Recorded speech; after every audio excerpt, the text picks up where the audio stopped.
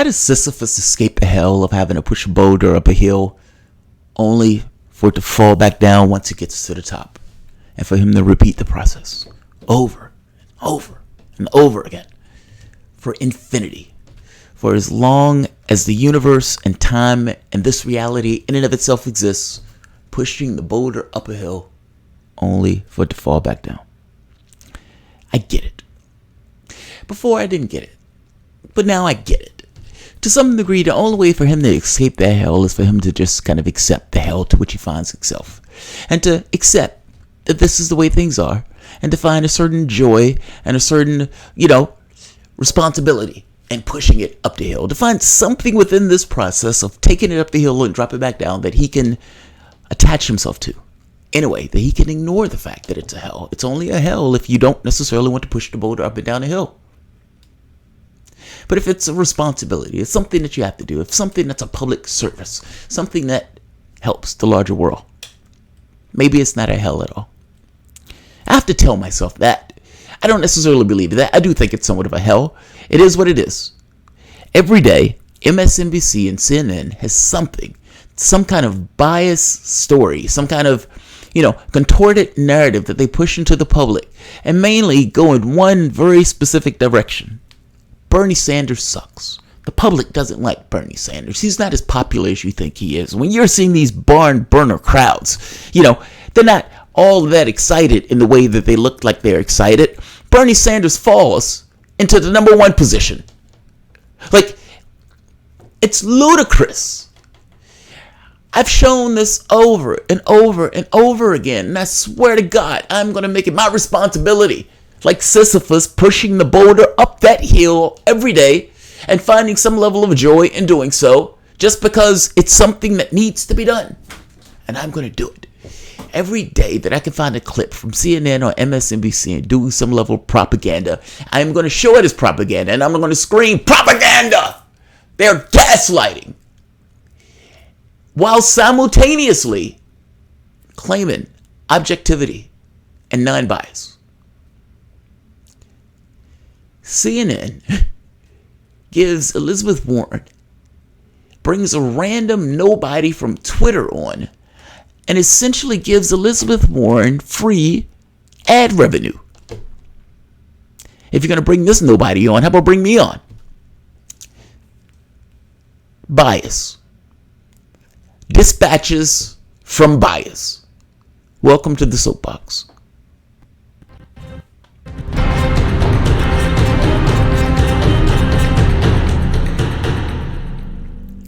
My name is Jamarl Thomas. This is the Progressive Soapbox. Guys, if you dig this content and you find yourself coming back to this channel often, please like this video, share this video, and of course, subscribe. Also, if you really dig this content, please consider supporting this content through PayPal or Patreon. YouTube is a fickle mistress and demonetizes videos almost reflexively at this point. So this content is brought to you by you, and I appreciate the opportunity for doing this show. One of my subscribers today, he says, dude, I saw you in that last video. You look plastered. He didn't say plastered. He says something else. I was like, what? I said, oh, you made stone out of it. Uberly chilled and so forth.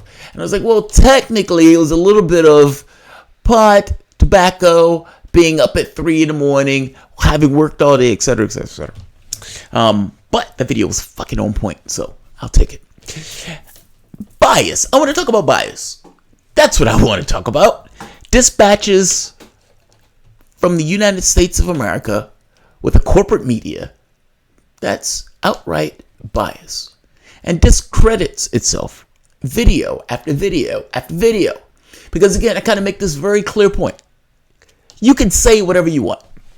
If you say Bernie Sanders makes your skin crawl, fair enough. I think that's insane. This notion of hatred and vitriolic, spewings from somebody who hasn't done anything to you. But fair enough. You can think whatever you want on that case. Now, if you say you can't explain why, then okay, that looks a little weird to me. And it feels like you have reasons that you just don't want to say because it may make you look bad to say. And then if you follow that up with, and he's anti-woman, okay, then now I have something to compare it with objective reality, in which case I can say you are a lunatic. But this takes place on airwaves on MSNBC, CNN, and there's no pushback to this stuff. It just comes out spewing venom day after day after day after day. One segment after the next. Any random segment. Throw a rock. Just pick a random time and go on MSNBC. And often you will see something spewing lavish praise on Elizabeth Warren, but vitriol at Sanders. They love the echo. They love the echo, but they hate the real thing. Interesting.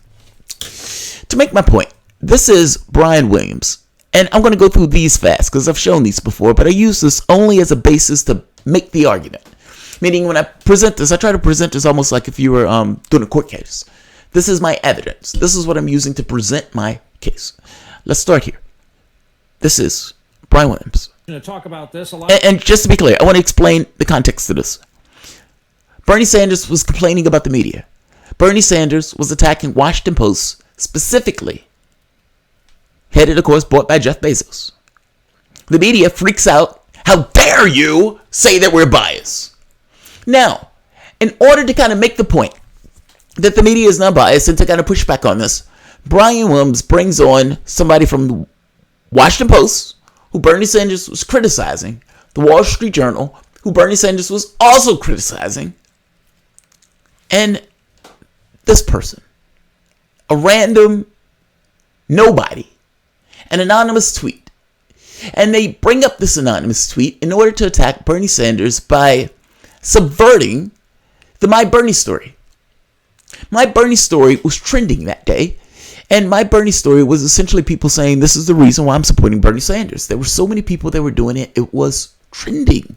That's how popular it was. MSNBC didn't want to talk about this in a direct way, but they talked about it in a way of subverting something that was a positive thing. Again, overtly denigrating something that they didn't have to do. That's a choice. That's an editorial choice that they made. Let's hear them out. Liza Collins, politics reporter covering the 2020 campaign for the Wall Street Journal. And because it's Washington Post germane, we've asked Robert Costa to stick around for this conversation as well. Eliza, the tweet from last night that caught my attention from the political Twitter site called the Horse Whisperer. Okay, since this is trending, here's my Bernie story. The year was 2016 and Bernie was already long eliminated from contention. An actual Democrat would have stopped torpedoing the nominee and worked to defeat Trump, but Bernie had books to sell. The end. The context of this story is Bernie Sanders is attacking the Washington Post. Bernie Sanders is yelling at the press because it's not treating him fairly. Bernie Sanders is absolutely 1000% correct. In what is already a ludicrous story about Brian Williams, flagrant habitual liar Brian Williams, who was fired from his last job for lying, that Brian Williams, who in and of itself, just him having a job in and of itself gets across how little MSNBC cares about what they put on their airwaves. But in a story that is talking about Bernie Sanders yelling at the press, oh, we don't like it. So he's going to bring on Washington Post, Wall Street Journal, both of which were being criticized by Bernie Sanders, the same Bernie Sanders. And of course, I wonder what the reporters are going to say. And then he brings on an anonymous tweet that has nothing to do with what he's talking about. Meaning a story that is already ludicrous. He's talking about something that literally an anonymous random tweet from a nobody to attack Bernie Sanders from the shadows. This guy ended up being a person who was working for drug companies and all sorts of corporations. But drug companies, essentially people who would be in the firing line of Bernie Sanders and his push for Medicare for all. They didn't disclose that. And it's a little weird that Brian Williams would bring up a random tweet. Is it possible that Brian Williams knew who this person was and just didn't expose who that person was? Brian Williams is a flagrant liar. Would you be surprised if he did know who he was? No, you wouldn't be surprised. Because Brian Williams is a flagrant liar. He's a proven, flagrant, habitual liar. This is abominable. That's outright outrageous and even perverse that they would do something like that. It's flagrant. I want to go further. I don't want to stop here. And just to make a point, this is Rachel Maddow. Everybody loves on MSNBC Rachel Maddow. That's on his own network. Listen to her. I want you to hear her for a moment. This lingering question at the end of the Democratic primary as to whether or not Bernie Sanders really meant it when he endorsed Hillary Clinton, whether he really meant it when he said he would work his heart out all over the country to get her elected. Well, he's been working his heart out. It's true. He started campaigning for Clinton really in earnest, basically as a full-time gig a couple of weeks ago. He appears really to be flooring it for Hillary Clinton. Brian Williams brought a tweet on the air that had nothing to do with the story, and that in and of itself was a flagrant, outright, hysterical, vitriolic lie. It was a lie. On its face, it was a lie. Don't believe me? Ask Rachel Maddow. You guys love Rachel Maddow. She's on the same network. You guys find her credible. She herself said Bernie Sanders was flooring it, in her words, going to places that Hillary Clinton couldn't even be bothered to go. He brought a lie on the air to attack Bernie Sanders from an anonymous tweet that had nothing to do with the price of tea in China, and a story that tweet had nothing to do with, just to attack and smear Bernie Sanders and to denigrate and subvert the narrative of the My Bernie story. You talk about bias. That's overt. That slaps you in the face. And let's go further. Right here, this one. Listen to this. Again, you can say whatever you want about something as long as it stays subjective. The moment that there is objective reality to compare it to, I can ridicule you. Take a listen to this. Tell me what you're going to do about it. And I think that that's the difference in this campaign. They've done the unique job of laying out a vision with specifics. So this is how I would compare. Bernie Sanders is excellent at explaining what the problem is. He's excellent at laying out all of the different things that are wrong structurally in this country. And then he stops talking. And I'm always listening for solutions and specifics. Elizabeth Warren does not stop talking. She says, and here is how I'm going to fix it. That's extraordinary. That's extraordinary. Saying that with a straight face is extraordinary. Do you realize when she comes out and says that, meaning she's out saying it, the day or two before, Bernie Sanders had put out his $16 trillion climate proposal, a radical transformation of our energy sector. He put out Medicare for All, a radical transformation of our medical system. He put out a criminal justice bill, a radical transformation of our criminal justice system. He has only put out proposals. He's been putting them out all week. He's been putting them out all month. Like, for the last several years, he has been putting out proposals, and especially for the last 2 or 3 weeks, he have put it into high gear. You have had one proposal after the next that Bernie Sanders has put out, and all of which was a radical transformation. Even the workers' Bill of Rights thing, this expansion of unions and all of this other stuff, what is she talking about? Again, if you don't like Sanders, fair enough. I can't fault you for not liking Sanders. You may have your own priorities, whatever those priorities are. But the moment that you start comparing that stuff with objective reality, then I'm going to call you a liar. And I'm going to say your issue doesn't seem to be with Sanders. It seems to be with reality itself.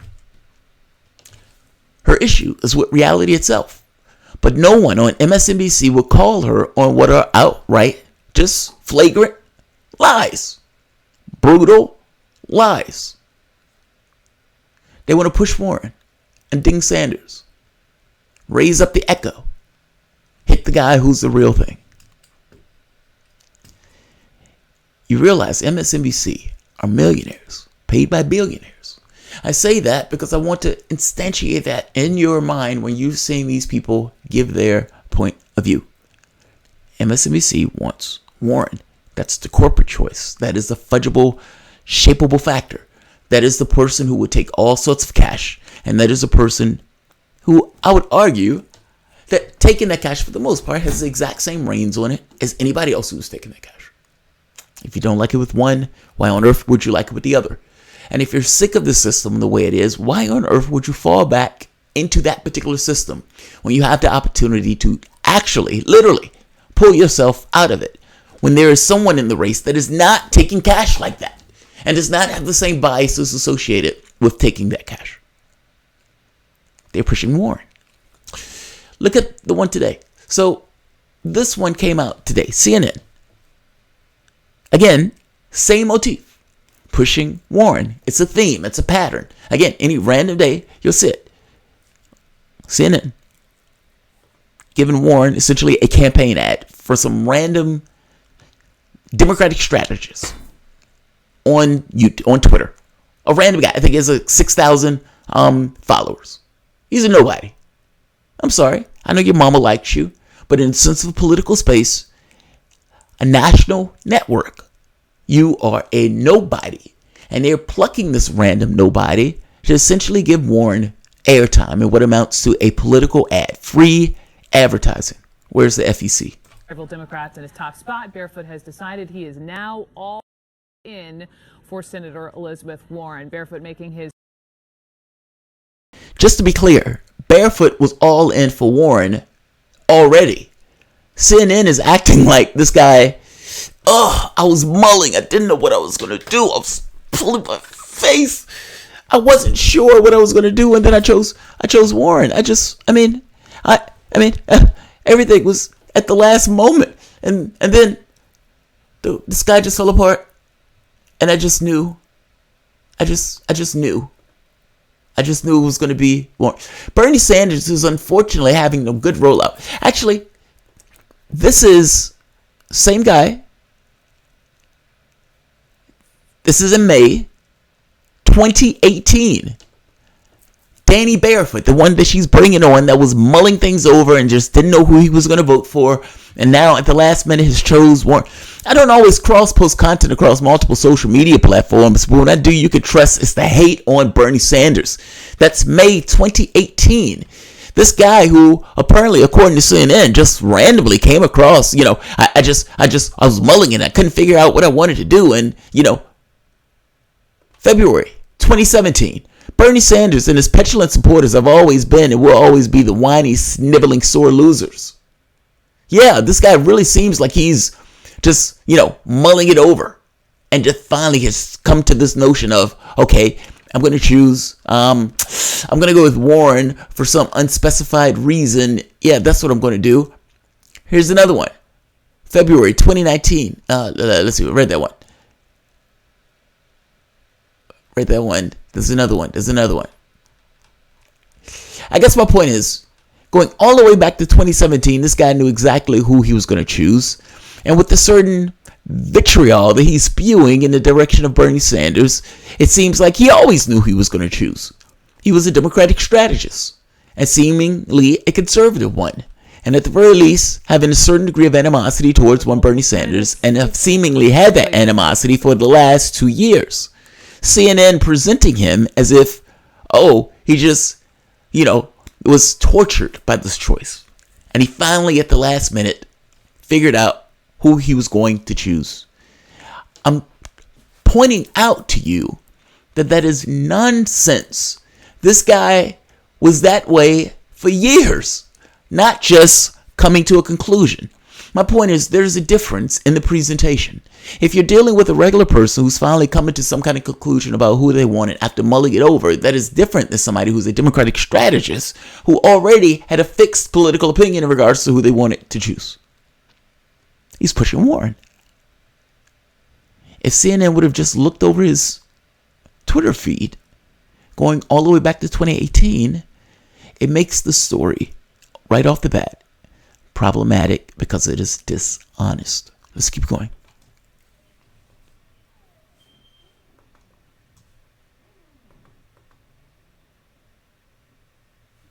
For Democratic strategist Danny Barefoot, his months of flirting with multiple candidates is over. After placing several Democrats in his top spot, Barefoot has decided he is now all in for Senator Elizabeth Warren. Barefoot making his choice Twitter official. This is what he wrote. After a bunch of thought, I've decided I'm throwing my support, money, and time behind Elizabeth Warren. I told myself I'd keep an open mind before making a choice this cycle, and I did. So with me to explain his choice, Danny Barefoot, a Democratic media strategist. Danny, nice to meet you. Nice to have you on. Nice to see you as well, Brooke. All right, so we read the Twitter thread, and you said at one point you had Kamala Harris or Kirsten Gillibrand or Pete Buttigieg in your top spots. So what made you go in on Okay, to be fair, I'm wrong. Okay, I'm wrong. Just because you said I was mulling over multiple choices, not necessarily okay, fair enough. I'm wrong. You can have multiple candidates. Sanders doesn't have to be one of those candidates. Fair enough. All right, I misunderstood. Senator Warren. Yeah, I mean, look, I'm from sort of the more moderate establishment wing of the party, and to be completely honest with you, Senator Warren wasn't in my sort of even top 3 spots at the start of this campaign, but I sort of went in with an open mind and watched the campaign unfold, and she's the only candidate bringing her A game, in my opinion. She's sort of checking off every box as far as I'm concerned. She's bringing the plans, bringing the proposals. She's also getting the politics right. She's going to areas like Kermit, West Virginia, and making the case directly to Trump voters that we need big structural change. And, you know, it's sort of interesting. A lot of the times the folks that are in sort of the more progressive wing of the party aren't serious about actually building the party. They sort of are attacking it. And I was really, really heartened to see Senator Warren, like, she's building up the party. She's meeting with party leaders. She's getting energy. She's getting enthusiasm. And she's just the person that I have faith to take on Donald Trump next year. But Danny, I'm going to get to electability in just a second, but quickly, was there one boom, aha, she's it moment, or was it a collective? You know, there wasn't. You know, I sort of, like you mentioned, I flirted with all the candidates, and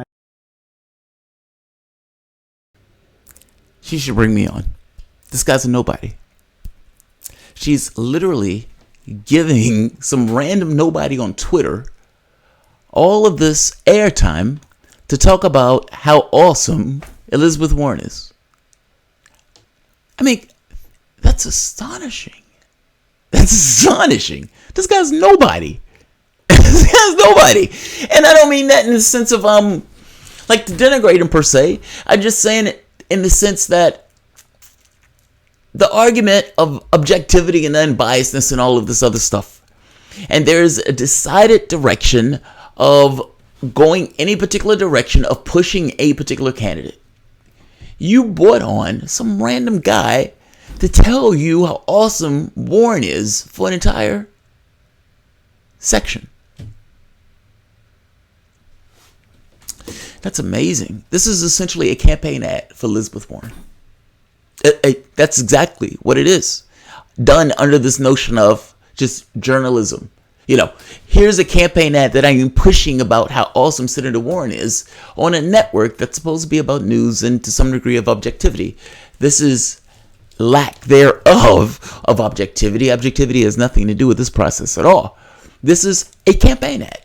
This guy is brought on to just lavish praise on Elizabeth Warren on CNN's network. A bunch of people who are 75 and older are getting their ear full.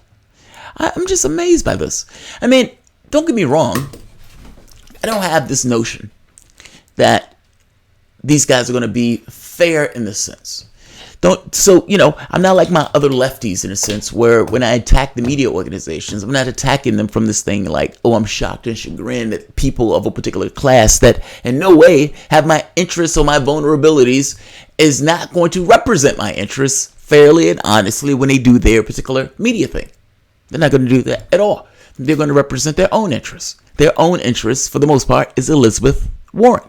She ticks their bells. She ticks their boxes.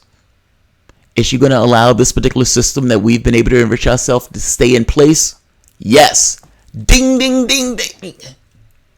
Is she going to accept a lot of money, in which case she's going to be a shapeable factor? Yes. Is she going to be under the thumb of the party and some degree control of the party, at least based on previous experience? Yes. Is she fudgy, meaning willing to just be a weather vane? Anything that's popular, anything that'll get her ahead, she will raise her finger and put it in the air and go with. I don't trust Warren as far as I can throw her. And I have to be honest, this makes me trust her less. If CNN and MSNBC and these corporate class of people love her this much, that gives me that much more skepticism on her as a candidate and what she will be able to do in getting into that office. Not to mention, I still say I don't believe she can beat Trump. I'm sorry, I don't. I'll leave it here.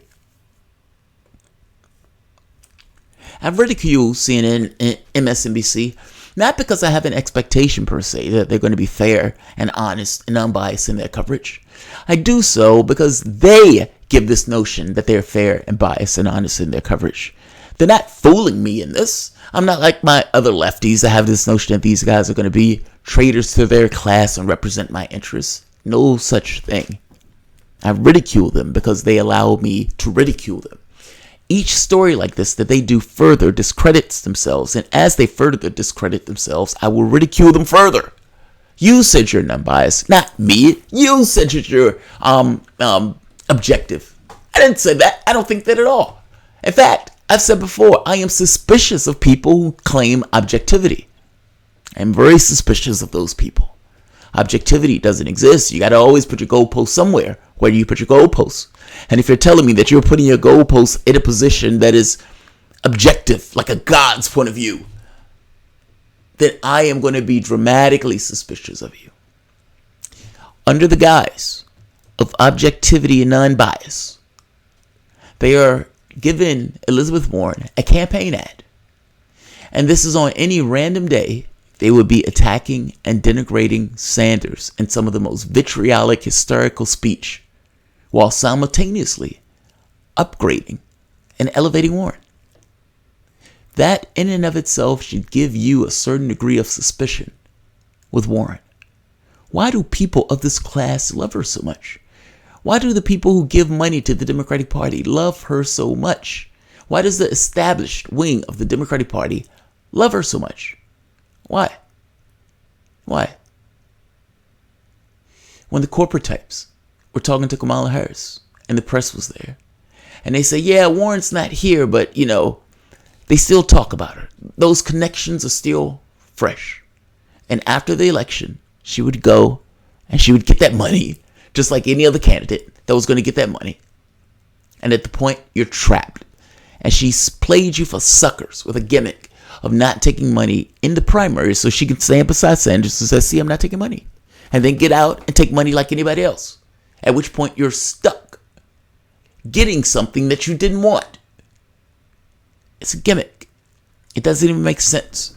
But it's a gimmick. And nobody ever asks her the very basic question of why does it make sense for you to take money in the general but not the primary?